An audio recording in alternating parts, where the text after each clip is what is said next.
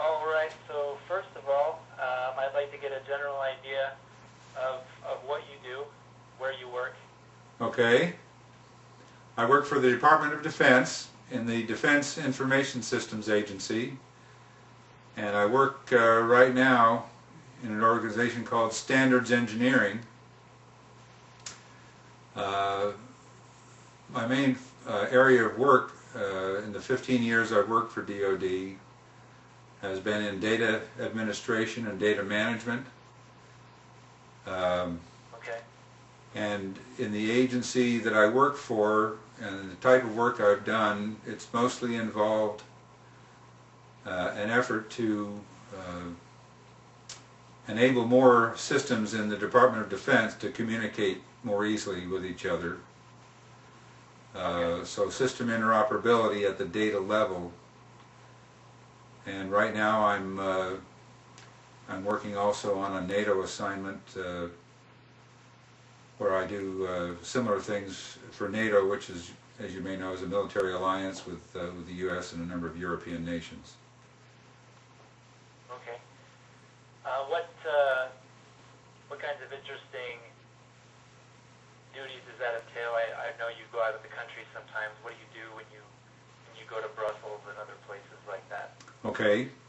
Well, the NATO work involves a organization in NATO called the Data Management Services Working Group, and I'm the United States representative to that group.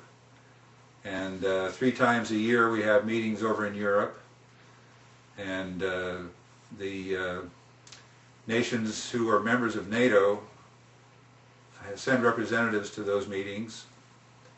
And there are also a number of other Eastern European nations who attend with their hope of becoming members at some point of NATO. And we work on developing policy for NATO in the area of data management and in designing data repositories for NATO. What are data repositories? Pardon me? What are data repositories? Well, one of the things that's commonly done in data administration and data management is various organizations who perform various functions deciding on the data that they want to use in their systems, and then they enter that data in a repository, a place where it can be kept and recorded, where all the information about that data, which we call metadata, is kept.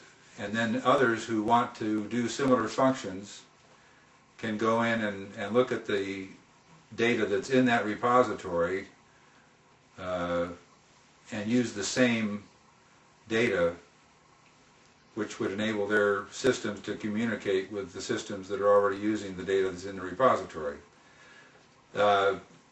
Data is the language of computers. Just like we speak a language, if we call on the telephone and talk with somebody, if we're speaking the same language, we can understand each other. But if I call on the phone and talk with someone who speaks French, I'm not going to be able to understand them.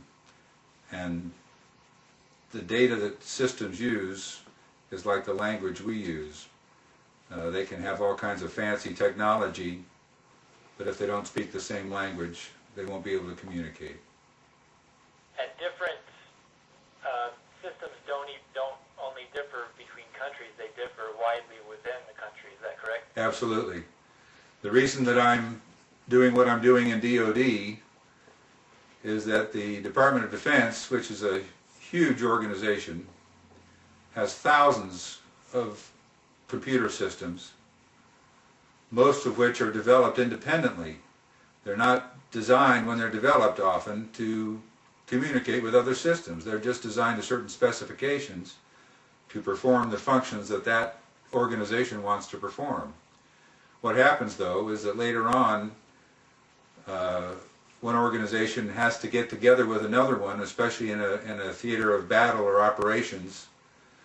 For example, if we go over to Iraq and the Navy, the Air Force, the Army has to interoperate, sometimes their systems don't communicate well because their data is not compatible.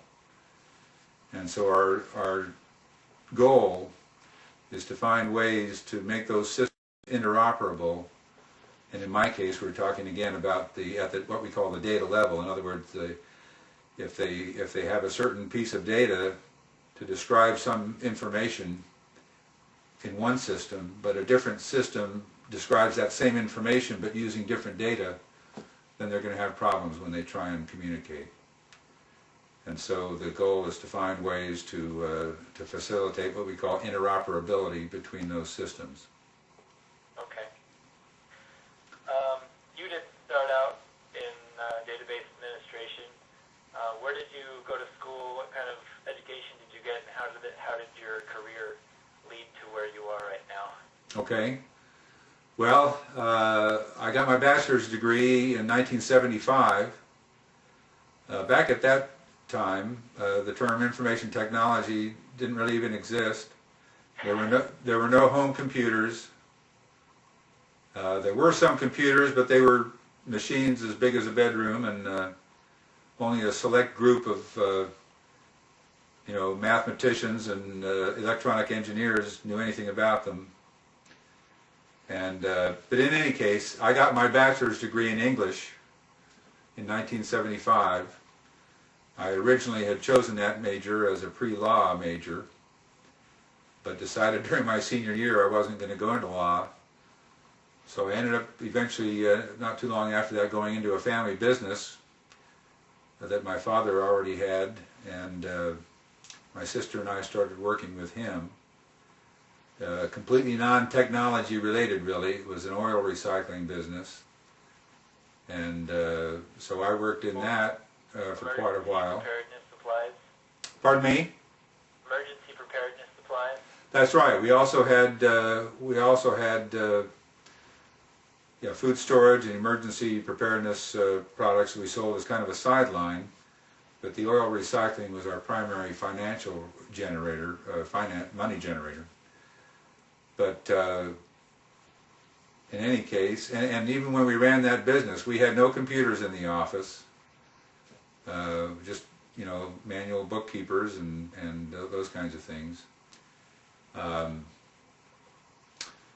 But we eventually, for reasons we won't take time to get into now, decided to get out of that business, and I had to find a new career. I went and took an aptitude test and did some other looking around trying to figure out what I might get into, because I really didn't want or expect to stay in a related field to what I'd been doing. And decided to go back to school for a little while and get some training in computer technology. So I did that, and just got what they called a diploma in information systems. Well, that was the title of it, Diploma in Information Systems. It was a intensive 7 or 8 month program that a local college had, and finished that, then looked for a job, and basically, so I had a background in business, and now some training in computer-related technology. And many of the classes in that computer course were programming languages and some things like that, but one of the courses was database design. And when I took that, I know